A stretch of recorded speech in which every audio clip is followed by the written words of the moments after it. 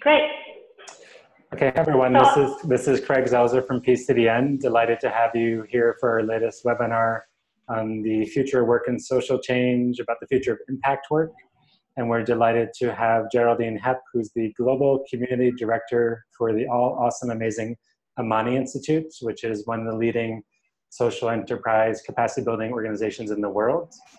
As you may or may not know, PCDN, we're a hub for kind of social impact and change careers and much more. So as part of our career series each year, we do a series of webinars with thought leaders and practitioners from around the world.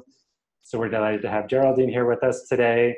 On Monday, we're actually having another webinar with the co-founder of Moving Worlds. And just while we're going along, for people who are not speaking, if you can mute your mics, because otherwise that brings in a lot of background noise, you can click on your profile, or I'll do it for you. If I read Geraldine's bio, we'd be here the whole session just talking about all the cool things she's done to date. But briefly, she has a degree from Humboldt University in adult education, music, and I know I'm missing one other thing. She's originally from Germany. She helped set up the Soul Train East Africa. She is a founding member of the Amani Institute and really has done a lot to help the organization expand in the community impact, from originally starting in Nairobi, Kenya, to working now across the world, and they have hubs now in India and Brazil. And in full transparency, I'm on the Amani Institute Advisory Board, so I've been a huge fan of Amani since they have started. We've kind of been a partner, and occasionally Amani does recruit on PCDN, does some advertising, but this webinar we're doing not as advertising, but they're really one of the coolest organizations in the world. While we're chatting, if you haven't used Zoom in the past, I can see everyone. You can click under meeting, click on show the chat box, and you can type your questions, your comments in the chat box. This session is being recorded, and we will put it up online later on. So if you say anything super controversial that you later regret, let us know. But it's being recorded, and it's put up so people can view it in the future. If you haven't checked out PCDN, check us out, pcdnetwork.org. And we can see so far we have Alec and Justice, and we have a bunch of other people registered, I think, who will be joining us. So I'll turn it over to Geraldine, and thank you very much for making time to chat with our community. Of course. Thank you so much for the introduction, Craig. We are also a fan of your work. And I have to say, I'm very lucky as the Global Community Director at Amani Institute. I'm also a fan of all the people around the world that actually try to make this world a better place. So those of you who have joined, thank you for doing your work, for being interested in doing good work, because with the news nowadays, one could think that things are horrible, but I am every day reassured that there's a lot of people that are actually building towards a better future, so I'm really happy about that and honored to be part of this community. I'm glad to talk about the future of impact work today. A lot of people talk about the future of work, from McKinsey to Silicon Valley, and we have been asking at Amani Institute, what does this actually mean for social change profession? And let me introduce Amani Institute quickly to you, so you know where we're coming from. Oh wait, here, before I introduce Amani Institute, an overview of the agenda. So we will do the introductions, and then I want to look at the future of work prediction and trends in general that are more popular in the mainstream discourse. And then I want to look at the predictions around future of development. There's a lot of research around that as well. And then talk about what does it mean for the skills that are needed, the career pathways and the ecosystem of support that are there for people like you that want to build a career around social impact. And then I would love to open it up to a discussion with you if you have questions or inputs. There is not so much research about the future of impact work in terms of social impact work. So this is like, we are at the beginning in this way, and we're very happy to hear your perspectives on this as well. So yeah, about Amani Institute, the reason why we exist is really because one of the main problems for social entrepreneurs around the world, but also NGOs and civil society organizations, it's not necessarily their business models or money, but actually finding the right talent to scale their work. And this kind of goes along with the lines of, we need the best minds really in this world to, and everyone else, to try and address the challenges that we have, that we're facing as a global community right now. And the skill gap is real, and universities are kind of lagging behind with preparing us in the way that is needed to do this kind of work. So we started out trying to develop programs that will help people build those skills that they need as change makers to build their careers. And that is not just restricted to individuals, but also to organizations. So we also work with organizations like Oxfam or CARE or UNICEF to train their executives and their teams around social innovation and leadership and management and so on. So our mission is to develop professionals to create social impact, but our vision is really a world beyond boundaries. And I think this is something that connects us with so many other people in the sector. Like we really envision that, yes, boundaries are necessary, but there's a lot of boundaries that are unnecessary. And we really envision a world in which people can create change wherever they are and whatever place and work they find themselves in. I mentioned that we train individuals. So we have a flagship program that is a postgraduate program in social innovation management. And it has received several awards. It's globally recognized, and you can do this in 3 countries that have a lot of amazing innovation going on in the social impact sector. That is Kenya, Brazil, and India. It's 5 months online and 4 months on the ground. If you want to learn more about it, I'm happy to talk more about it later, or you can just read through the slides or send me an email if you're interested in learning more about it. We have fellows coming from all over the world. So it's like a global movement, people learning from experts from all over the world as well, and from social enterprises, NGOs in Brazil, Kenya, and India. And I think one of the best parts of this is actually that, especially for people from the global north, like me, Europe or the US, Canada, and so on, it's super important to learn, to get a global perspective on our challenges, because in the end of the day, our problems don't know boundaries. All right, so let me introduce myself after Craig already did an amazing job. So I am the Global Community Director at Amani Institute, and I'm also the co-founder of the East African Soul Train, which is the art project in East Africa. And on an actual train journey where we're doing collaborations and conversations from trains. And I've been training entrepreneurs and intrapreneurs from all over the world in our programs in topics like leadership development, social innovation, and sustainability.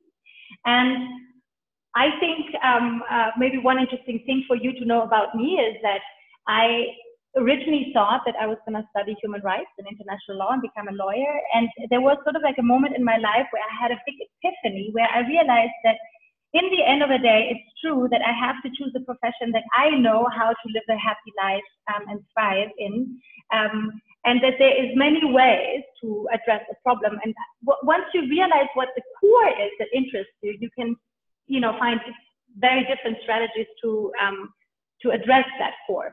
So in my case, I realized that I'm really interested in transformation and healing. So my interest in human rights, for example, came from that place. But when I realized I can also address that through education, when I met the founders of Amani Institute, I realized that that would be a better career path for me, because in fact, like the daily tasks of a lawyer versus the daily tasks that I have at Amani Institute just suit my personality and my skill set better. But that's something that we can talk about more later, because I think it's really important for people that are interested in building these type of careers, that there's many ways how we can approach this. All right. And now to the actual topic. So what are the general trends that we see when we talk about the future of work? And I think that you might have already some ideas there. So maybe you can just pop into the chat window some thoughts that you have. What are the future of work trends that you know of? Like, what is like the main topics that come to your mind?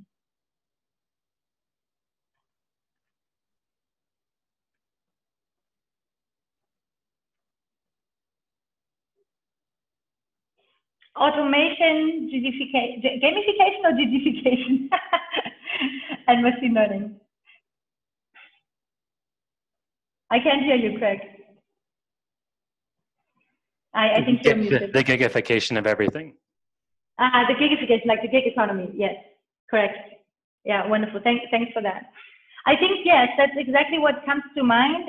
There's a lot of talk about how technology and artificial intelligence is going to disrupt a lot of the work that we are doing.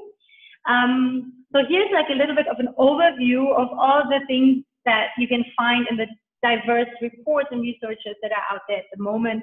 I have a bibliography at the end of the presentation, so when you get the slides later, you can actually check out those research reports yourself.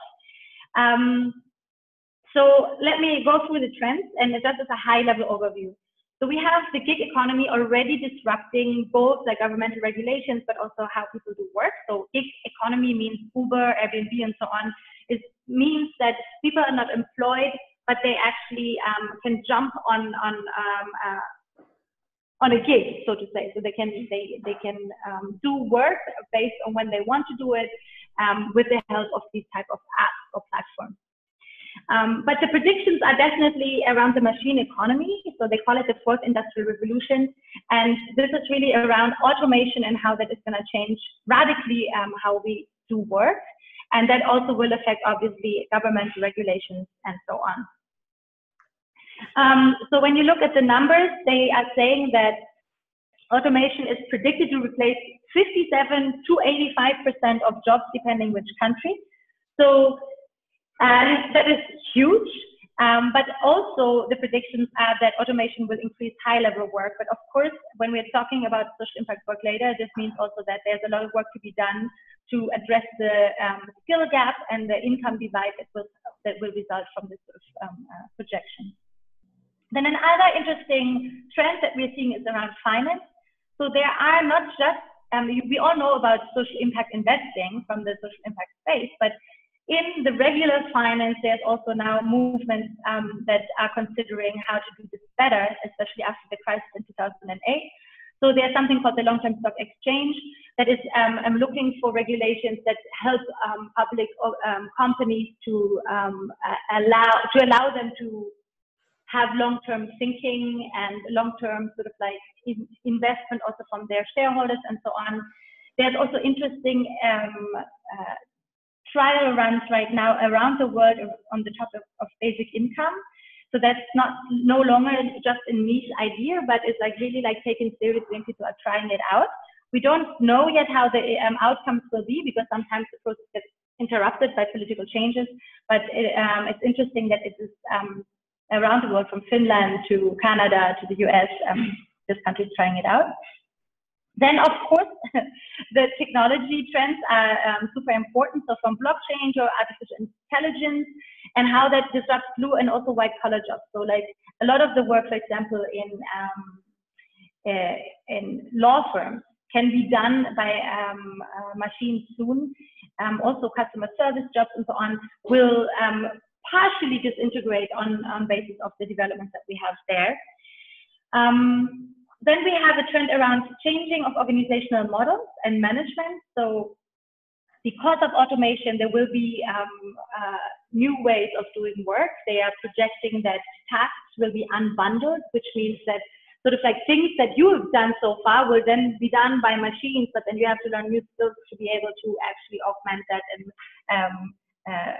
you know, make the whole thing more productive. Then we have a trend around aging societies and the leisure dividend and the Great Divide. So in the north, we have aging societies, but in the south, we have actually a youth bulge. And I will talk about this a little bit later. But aging societies means that around care and pension models and so on, there is a lot of question marks how these challenges are going to be resolved. And with the projection of the disruption of the labor market, also there will be some people maybe will have more time, even though I doubt that really like machines were supposed to liberate us, but I'm not sure how that really works. But they're projecting a lesser dividend, so some people will have actually significantly more time, but others will just have really low skill jobs, and there will be great divide and income divide. So there's a challenge ahead. And then there's another trend that is very interesting, and I hope it's true. It's around private sector value alignment. So there's a prediction that the generation Y is, and you may have heard of this, like more and more people, like millennials and below, are actually really looking for purpose rather than just status and income. So there's a prediction that private sector companies will actually adjust to that and take social impact way more seriously beyond just CSR. And then there's predictions around how regulations will change by big data, based on big data and smart tech. And there is a need for that as well, because the governments, like we already see how they are challenged by the gig economy, and in the future this is going to be just even more challenging. And the sectors that are expected to expand in all of this is around education, obviously, because when things are changing so much, we are thinking also about how, what kind of skills people need to learn to be able to get better jobs and more fulfilling jobs. The green energy market is definitely going to expand, as well as care, and this has to do also with the aging societies, the leisure and health sectors as well. All right, so in summary, globalization and technology are predicted to accelerate job creation and destruction, and I think there is a lot of work to be done in this pocket. Education and training systems are said not to be agile enough to keep up with all those shifts, and we are working on changing that. And I think there is a lot of work right now happening in universities and career development centers and so on that is trying to address this. And then another big thing that is like sort of like a challenge ahead is around if this great divide happens, so some people will actually benefit from automation and so on, but others will really just fall behind because their jobs got replaced, but they don't have skills for higher level jobs. And then, you know, like what remains for them is that outdated cultural norms and institutional inertia, which means institutions are being able to move fast enough to address these challenges, are said to be, you know, like will keep about 50% of the world's talent back.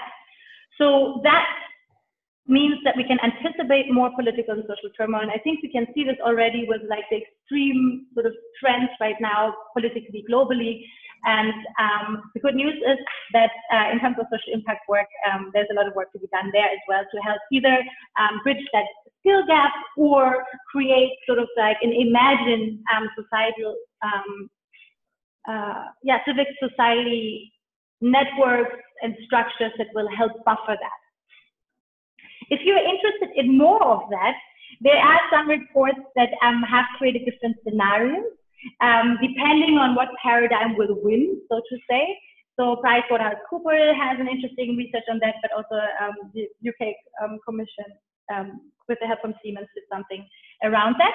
I will not go so deep into this right now, but if you're interested, I have the links to those reports at the end of the slide. Okay, so let's now move to the question about what are the trends we're seeing around impact work. And again, by impact work, I mean social impact work.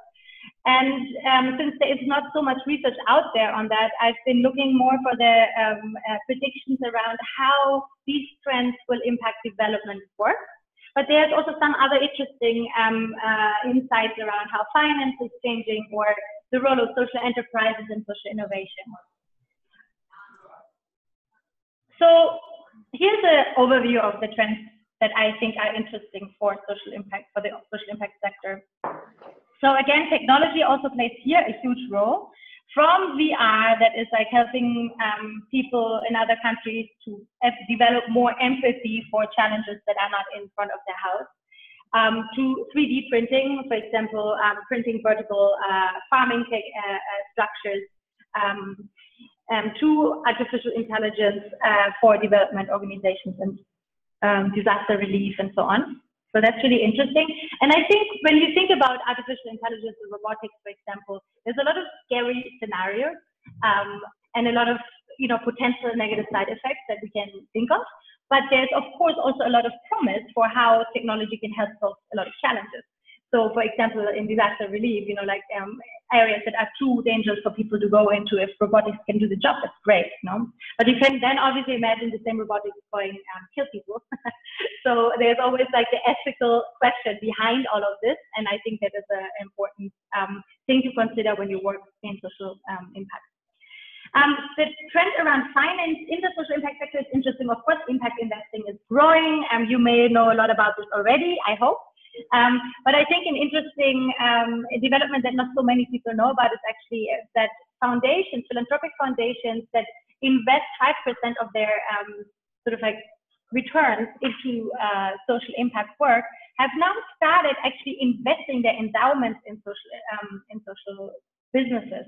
So that is a very interesting development because their endowments are normally invested in Wall Street in very normal portfolios, which sometimes are even contradictory to the work that they're trying to do and with the 5% of grant money that they then give out. And then again, the basic income trial runs are really interesting, and they are supported by big shots, like people that have a lot of clout, like Mark Zuckerberg, for example, because if we have the great divide coming, if more and more jobs actually get replaced by automation, then we really have to think of new ways on, like how people actually can make a living. And then the question, what means a good life, right? So that is very interesting as a trend. Then, of course, big data has to be also used to improve social impact work. And there's a lot of work done around impact measurement to improve impact measurement in development work, but also in social enterprises and so on. So I think that is a very interesting field. If you're interested in that, you probably will have a job because there's a lot of need around that. And then there is business and aid model innovation. So, social impact is no longer just created by government or by civil society, so sector organizations, but we really need to start working more on private, public, third sector partnerships. We can see that the trend around social enterprises really challenge traditional development organizations to also think of their models and innovate them.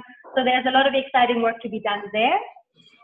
And then we have also a really interesting trend around public sector innovation, because like I have been living in Kenya, India, and Brazil for the last 6 years, and coming from Germany, obviously my first response is always like, well, the government should fix that.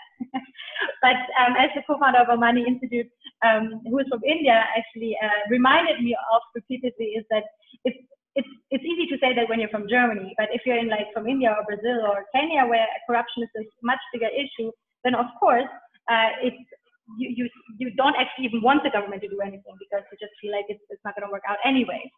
So so it's really good to see that there are organizations and think tanks that are also working on innovating the public sector in Brazil, for example, Update Politics, or in Switzerland, Staatslabor. Very interesting examples. If you're interested in public sector innovation, I recommend to check that out. And then, of course, the big trends are also social movements. So and they're somehow affected also by technology, but I think it's not that only. The Arab Spring was not like, I know that the sort of narrative was that Twitter made Arab Spring, but if you go deeper into it, you actually see it was existing network communities that were at the basis of that. And the rise of Black Lives Matter, Me Too, and so on, these are examples for how social movements can be learning also how to be more effective and actually affect policies and changes and culture shifts and so on. So this is incredibly important work. There is also some research that points out how business and government are benefiting from that, even though sometimes they try to curb it. So anyone interested in that, there's also a lot of work to be done. There's not a lot of money, but there's a lot of impact to be had. Another trend is around the youth bulge in developing countries. So in the normal future of work predictions, everyone talks about the aging societies, but actually in the global south, you have a youth bulge, and there's of course a lot of need attached to that for education, training, and skill development.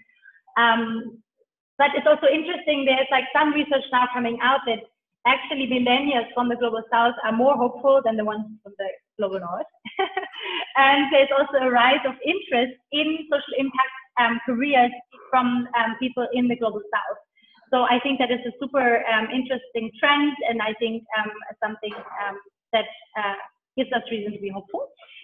And then another trend, of course, is around climate change and war response. So disaster response, climate change, and so on, refugee crisis and so on. There's a lot of work to be done in the civil society sector and government, and also, of course, the private sector to address this, because it's not going to stop.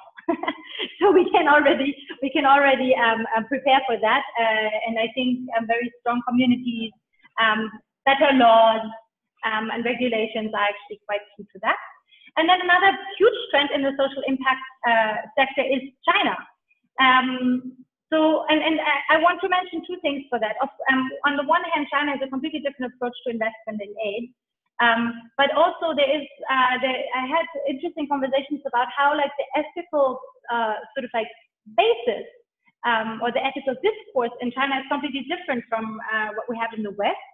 And so for example, when you talk about artificial intelligence or cyborgs and so on, or genetic selection for certain traits in humans, China has a completely different approach there, right? So when we're talking about competition or collaboration, that's something important to think about, because while maybe in Germany we will have the conversation about sort of like ethical constraints around certain developments in that area, China may not have that. And then we will have to still deal with the outcomes or consequences of the decisions that are made in other places. So just to also talk a bit about numbers here, some people are predicting the end of aid, but of course, very poor countries still depend a lot on aid, so the end of the development world is not so near. In the same time, the diaspora sends 3 times more money than Western aid combined to developing countries. And I already spoke about how China plays a huge role now with their investment. And another trend that is interesting is that social enterprise starts employing more and more people. So that is also an interesting trend. But actually, the prediction for social enterprise is that it will be sold into private sector in general, and actually private sector companies will have more of a social impact approach instead. In summary, let me just see here. Somehow I cannot move this. Oh well. So as we're looking forward, I think there's like 4 sort of like big buckets in which I see a need for careers or an opportunity for careers with social impact. So I think shaping impact is one thing. So really, like when you're looking at all the predictions, when you look at the reports, like what kind of skills or structures are needed for the future of work, it seems very reactive to me. So they talk about what kind of skills are needed, or what kind of like we need to have a demand-driven skill development. But I think really, like when we're talking about social impact, we have to go one step further and sort of like think about what are the skills that we want to develop, so that we can shape those things more proactively and not just react to it, right? So I call it the third horizon skill development. I think all of you that are listening now, like think about what you want to do. There's like more technical roles, there's more sort of like, like typical professional roles like customer service or sales and marketing or managing projects or learning development in organizations. But there's also a need for people that can really sort of envision how to address these challenges that we have, that can influence policies, that can create collaborations between different sectors and so on. If you have questions about that, let me know. I hope I was clear enough. Then, yeah, so that is like, I think I just said like in one long sentence, all those 4 different things. So shaping impact, learning and development, there's a huge need for learning and development to address those challenges. Social fiction is what I mean by imagining better solutions, and changing approaches is like from South-South collaborations to public-private sector partnerships. And I think my prediction is that there will be a rise of importance for roles that can coordinate among all stakeholders to make sure that we can actually proactively shape better scenarios. And yeah, so that brings us to the question of skills and ecosystems and the different careers that are emerging. So roles that I can see. Wait 1 second. I need to remove the chat because it's in my way. If you click like on meetings, you should be a place to close the chat under the meeting button at the top. Yeah, it's like it was just in the way. I'm sorry. I'm gonna start sharing again. And just while we're waiting for Geraldine to reconnect, so we have a bunch more people who signed on. So please, in the chat section, let us know where you're calling from, a sentence or two about yourself, and at any time, ask your questions. We have a few already, and we'll get to them. After the short presentation is done. So please continue, Geraldine. Okay, great. All right. So in terms of roles, I think there's a trend emerging between technical versus leadership-based roles. So definitely there's a huge need for people in tech. So if you have any affinity to it, I think there's no shortage of a need for your skills in the future. On the right side here in the green area, you can see sort of like some predictions around technological skills from the World Economic Forum Dialogue Series on shaping the future of work. But then you can also do sort of like the human traits skills that they predict. Then I think roles around scaling for technology and collaboration will be important. So some of the promise in technology is, of course, that it will help us scale solutions, but also there's other models that work really with collaboration for scaling. So if you look at how we address certain challenges in the social impact sector, then sometimes you don't have to reinvent the wheels, but actually create smart networks. A good example for that is the international campaign to ban landmines. So that was a campaign that combined all actors in the landmine sort of activist space, and they created an international campaign to actually ban landmines on a legal level. And they won the Nobel Peace Prize. I think when was that? I think 2008 maybe. No, it was a long time. Yeah. It was 1998. Yeah. Yeah, I think 90. Something like that. Yeah. So collaboration to scale impact is quite important, and anyone who has sort of like skills around fostering these types of collaborations and envisioning the system's change approaches will have jobs for sure. Then another thing is, of course, the networks of change. So that kind of plays into the collaboration bit. And then roles in public and private sectors for change. So I see an increasing number also amongst our fellows of people that actually stay in the public and private sector, but try to create change from within. And I think that is super important.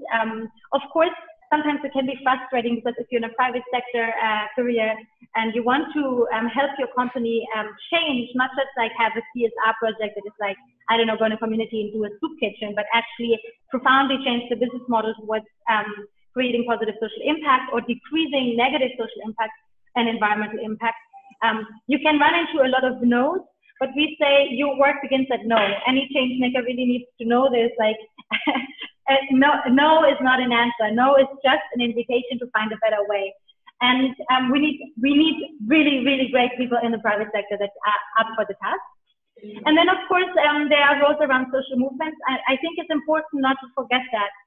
Because social movements are super important, and there's even numbers to this. Like I think there was a report from the UN that shows how social risk can add actually 10 to 20% of operational costs in the private sector. So and corruption is a huge problem in many countries. It's like over $1 trillion that are lost through that.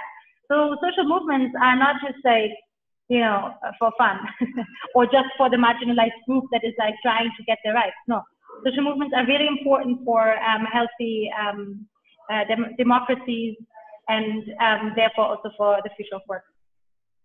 And then let's talk quickly about ecosystems for career support. I think everyone knows this, but you know, there's different ways on how you can find support for your developing your career. There's fellowships. The universities are finally catching up. It's great. There's coaching. It's a billion-dollar industry. I think it's great that coaches exist, but I also think it's very unfortunate that we are not learning what coaches are teaching already in high school or primary level or in university level.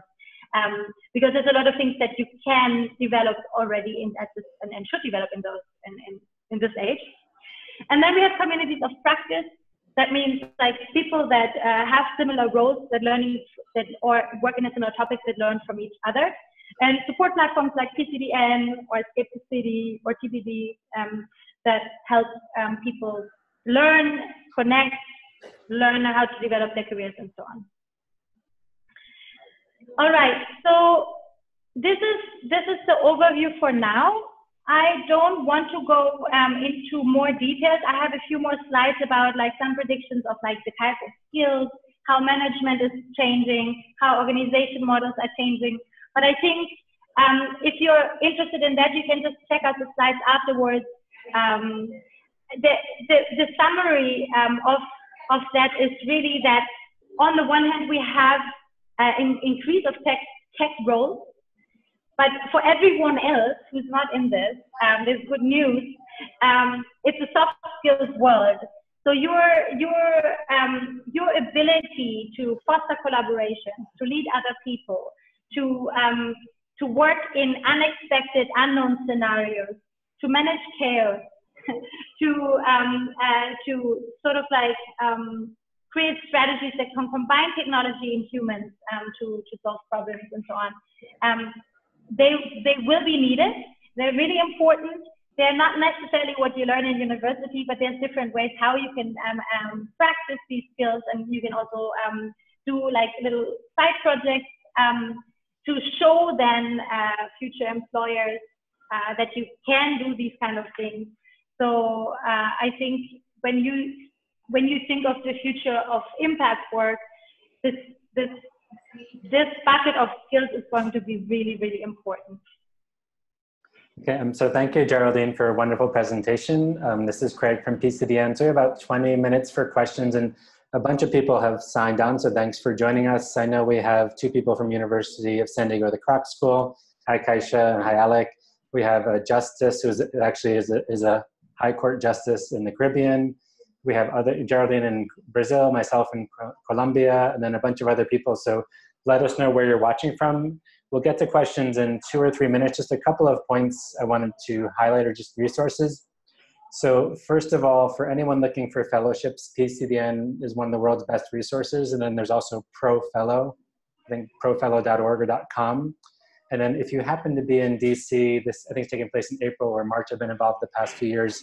There's the Impact Fellowship Summit, which is one of the best gatherings of the social impact fellowship community, building an ecosystem. It's an amazing event. It's more for organizers of fellowships. It's mostly North America focused, but some global participation. So happy to let people know about that. You can look up their resource. A couple other places, conveners.org, which PCDN was a member of for quite a number of years, is doing great work on helping build the convening ecosystem and fostering this network collaboration at a larger level. And then Geraldine, I don't know if you're open to talking about the summit you're going to be having in February in Brazil, and social impact fellowship, social impact careers. But if you are, yes. And then just one thing I wanted to mention, Geraldine and I were talking at the beginning. If anyone's interested in Amani Institute training programs, they do have a couple of deadlines coming up. So one is a fellowship deadline, December 10th, I think. So just, Geraldine, before we get into questions, do you want to talk about your summit coming up in February and just like application deadlines for Amani? Yeah, absolutely. I think I disabled my video if you want to put it back on. Okay, sure, I'll find it. Yeah, so we have a summit actually in Brazil. So if you're in Brazil or you come to Brazil, beginning of February on the 4th and 5th, on the future of impact work. And the reason why is because we feel that there is a lot of talk about future of work in general, but not so much about the future of impact work. And we want to invite stakeholders from the private, the public, and the third sector to talk about how they see change happening in the future. So how can we actually work better together? And also invite people that work in the career development around social impact work to help people understand what their options are and how they can develop sort of the skills and career pathways they want to have. It's going to be exciting, I think. And it's in pre-Carnival time in Brazil, so it might be a good reason to visit anyway. So if you want to know more about the summit, let me know. It's a 2-day event. One day is about exploring the social impact sector in Sao Paulo in Brazil. So there will be site visits to different, from B Corp to grassroots organizations. And then we will have a 1-day event with different panels and speakers and exercises and workshops and opportunities to network and get to know people. And then Geraldine, I think if you can turn off your screen share, then I can put back on your video. So you have to click under. Perfect. Yeah. There we go. Yes. And then just could you quickly mention the deadlines for any upcoming Amani things? All right. Yeah. So our postgraduate program in social innovation management has a scholarship deadline on the 10th of December, and then the general deadline is on the 7th of January. And actually, Bruna, who's online here, she's an Amani Fellow right now. So if you want to learn more about the program, you can actually just chat with her. So you'll hear it from a fellow. Okay, nice to see you. And I'm checking, I can't find the video, turn on your video thing. So if you click on your meeting and maybe see start video, hopefully that'll work. And then I'll start getting, because I can't see it on my screen. So we're gonna get into questions. Thanks everyone for asking your questions so far. Please keep them coming. So the first one is from Justice, who's based in the Caribbean. And he wanted to know, what type of impact or skills does someone need to have to leverage social media platforms for social impact? What do you recommend, and are there careers in that space? But basically, how social media companies are connecting to social impact careers. Am I understanding correctly that you're asking about social media companies, or how to leverage social media for impact careers? Asking a little bit of both. And is turning on your video working if you click on meeting, or it's not working? No, unfortunately, it's not working. Okay, it says the host has stopped it. Okay, I'll try to see. Okay, keep going. Yeah. So just let me see.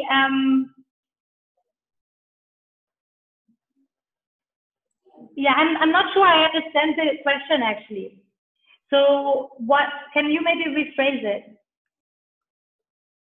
Okay, Justice, if you can put in some more details, but now I'll get to the next question from Kaisha, who is the career services person at the Kroc School, the University of San Diego. It was wonderful. I was there last spring doing some workshops. And so what she asked is about private sector jobs, and she's starting to connect with private sector employers. And does she have any suggestions how students, let's say, interested in social impact careers can best market themselves to private sector? How can they show their skills and capacity? So am I understanding correctly, Hendrickson? You are asking how you can market yourself to private sector companies with the intention to play a social impact role in the company? Yes. So she's the career services director for the Kroc School, and she's helping students in the School of Peace Studies explore private sector careers. So how can they best market themselves and show their capacity? They have 3 degree programs, 2 in peace building and 1 in social innovation. Okay, that's a really good question. Let me think. What would I say to that? Well, I think, to be honest, it is like good old research to understand the values of the company, right? And understand where the product and services that they're having. And then probably, depending on how big the company is, you might want to know also the CEO or the HR sort of directors sort of like profile, so you understand the values and sort of the intentions they have with their work. If you want to connect your sort of proposal, how you're going to work for their benefit, but towards social impact, you have to understand at first their business model and their values.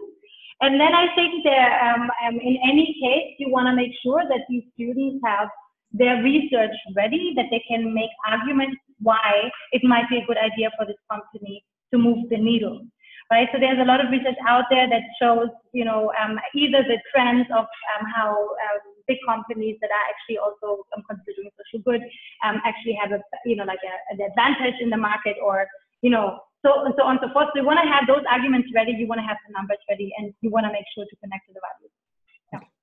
And just, Kaisha, we've had this discussion many times. I think, what she also sent a follow-up comment is that most of their students, nice to see you, Geraldine, we had you for a second. So most of their students are seeking careers in the nonprofit or government space. And so part of it is expanding from day one, the idea if you're looking at a career in social impact, thinking about private sector or social enterprise as a key actor and not. Yeah, I love that.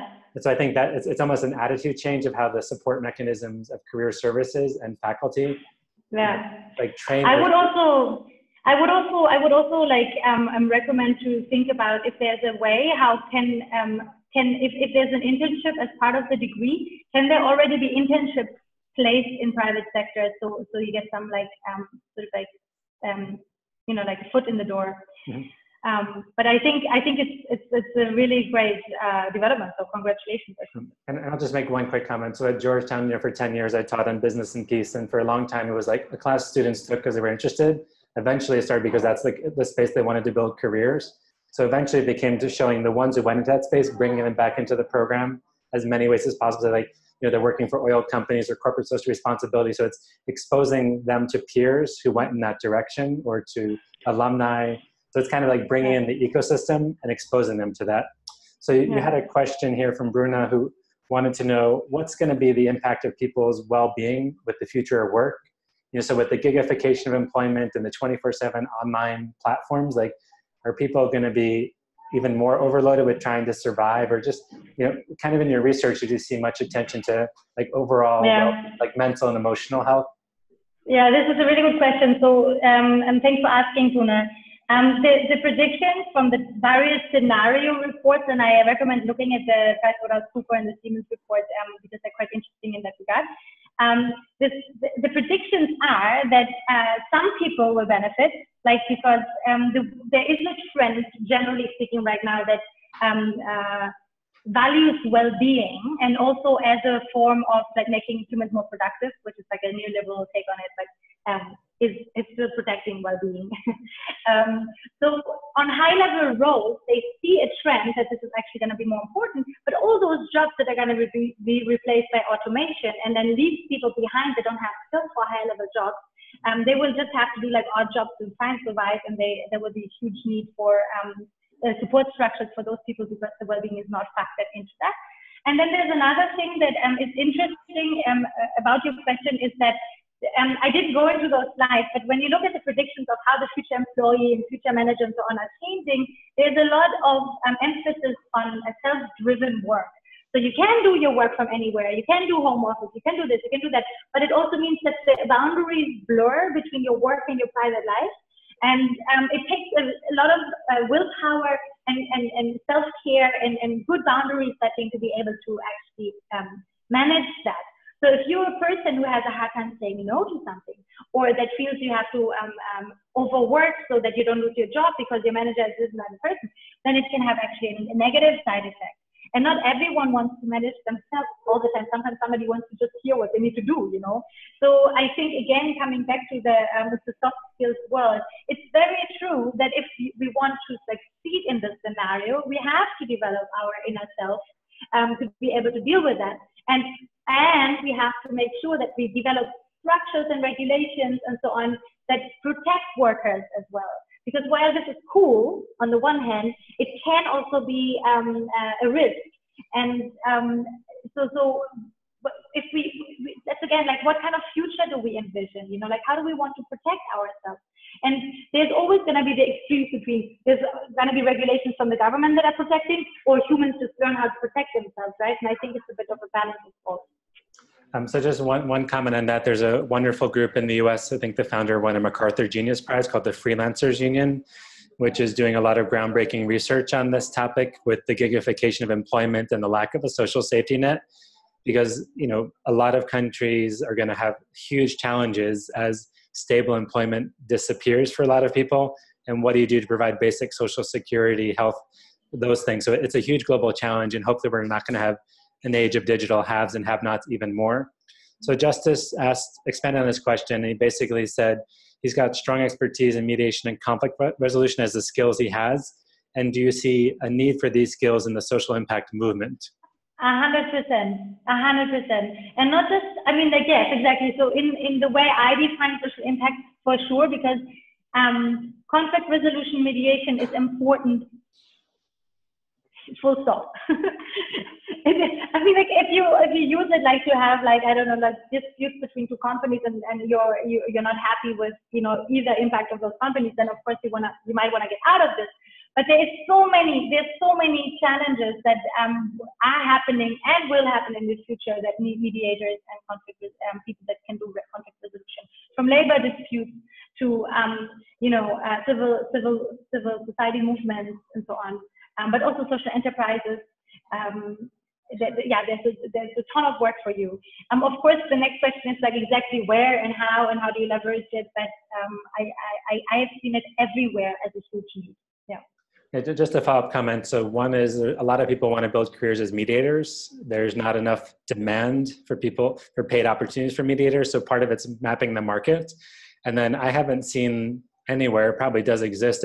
I have friends who work on employment mediation 100%, but I haven't seen like a mediating company focused on social enterprise or social impact. So that could be a potential thing, but you can't just be a mediator. You need to speak social impact speak.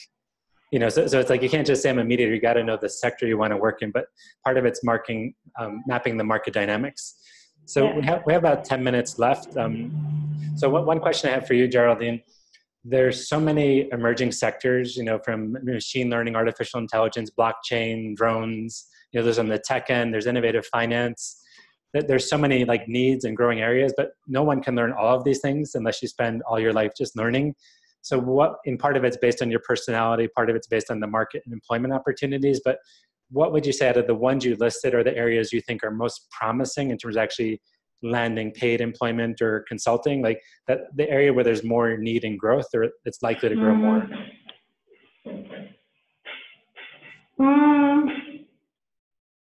That's a really good question. Do you mean in terms of the topic or more the kind of professional profile? So I'm thinking like some of our listeners or people who watch this in the future are trying to figure out like what's the next place for them to go in terms of developing paid employment.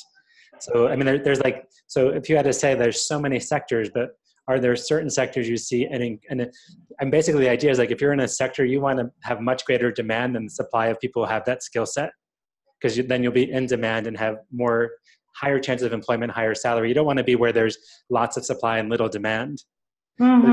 Based on your reading and studies, do you have any idea, like these are the sectors where like the supply is just not sufficient for the demand of jobs?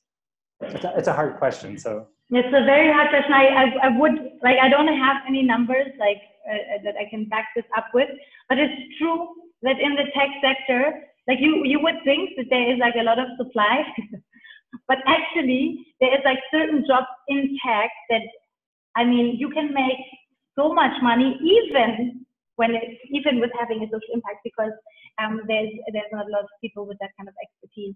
But I know it's also very specific, and I know more people that are not interested in it than that are interested in it.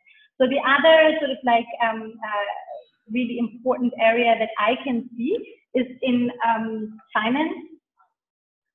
So also again, there's not so many people that actually have expertise in this new sort of like at the frontier of finance.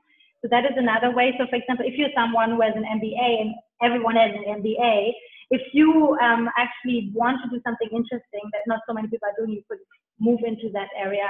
A friend of mine just started doing something like for flood disaster reduction and develop like interesting insurance models around it. So I think there's a niche. And then another thing, of course, but I'm not sure how the supply there is, but I can see a lot of people, a lot of need around problem solving for anything related to climate change, disasters, like reduction. But yeah, I think in the end of the day, there's like a balance between sort of like roles that are more facilitative, right? So really good facilitators, like for collaboration or leadership, like if you have good leadership skills, you're needed anywhere, because there's not something great for leaders, to be very honest. So that is sort of like a soft skill niche that I see. But then in terms of topics, like actual expertise, I think there's also something around what is called the supply chains in production. That is an emerging field that more and more people that I know that are actually working want to make a social impact start working in. Because if we want to really move the needle, we have to work with the private sector. Like we can't let that go. So I think that's a niche that you can find. So thank you very much. Just one quick comment, then I'll get to Alex's question. So I was at a policy convening a couple of weeks ago, a whole bunch of people in business and peace building. And I'll tell you, very few of the people in the room had private sector expertise or even knew much about finance. So there was one guy who's wonderful who runs an organization called Transform Finance, which I'd encourage everyone to look up. And he comes from Wall Street, and what they're doing is helping the social sector learn how to speak finance, but help the finance sector learn how to speak social impact. And so I think that's one of the roles I see as a real bridge building place where it's not enough to be a leadership expert. You have to have leadership and the sector. So it's that kind of cultural broking around convening. Like we don't need more conveners. We need more conveners who can kind of do bridge building across sectors. And that there's the quote, everyone wants to convene, but not be, everyone wants to do the convening, but not be convened. That's a whole nother conversation. Because of the communities of practice. But let's get to Alex's question. But please check out Transform Finance, because I think they're a great example of this kind of cultural broking. So Alec had a question, are there pathways for integrating social impact with local or federal advocacy? And I think says specifically, such as working with interpreters and providing them security and advocating for the needs at the federal level. So I think the basic question is like, is there a space for social impact work in the kind of government sector? Yeah, absolutely. Yeah, and it's important. I mean, again, like in countries where there's like maybe not as much corruption as in others, it's easier to envision that kind of career. But again, like Update Politics, please check them out. It's an organization here in Latin America that are doing amazing work around research, but also action-oriented to innovate public sector. And this work is really important. The question, of course, is how much money can you make, right? So I think Update Politics is depending on funds and grants and so on, and this is not necessarily a sustainable model. But yeah, I think working in the public sector is one of the oldest ways of creating social impact. Okay. So we have about 2 minutes left. So anything else you want to highlight? I guess one question I have for anyone who's watching, particularly for Geraldine, like what are the questions that you hope this broad, bizarre ecosystem of social impact, like what are the questions you wish that we could at least begin to answer, or like let's say in 2 years from now at least we have more of an answer related to this topic?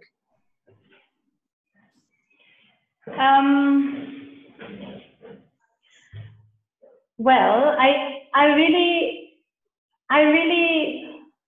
think and hope there is going to be a robust conversation about some ethical questions that will emerge around tech and all the disruption it's predicted to cause, right? Because there's a lot of, you can see like two different camps, you know, like the people that are sort of like the doomsday people that imagine all the worst outcomes, and then you have people like Peter Diamandis that is like from Singularity University. They have a very optimistic approach and what tech all can do. But I think what we need to do is actually understand you know, what are the conversations and the sort of like the envisioning we need to do to be proactive in shaping the future.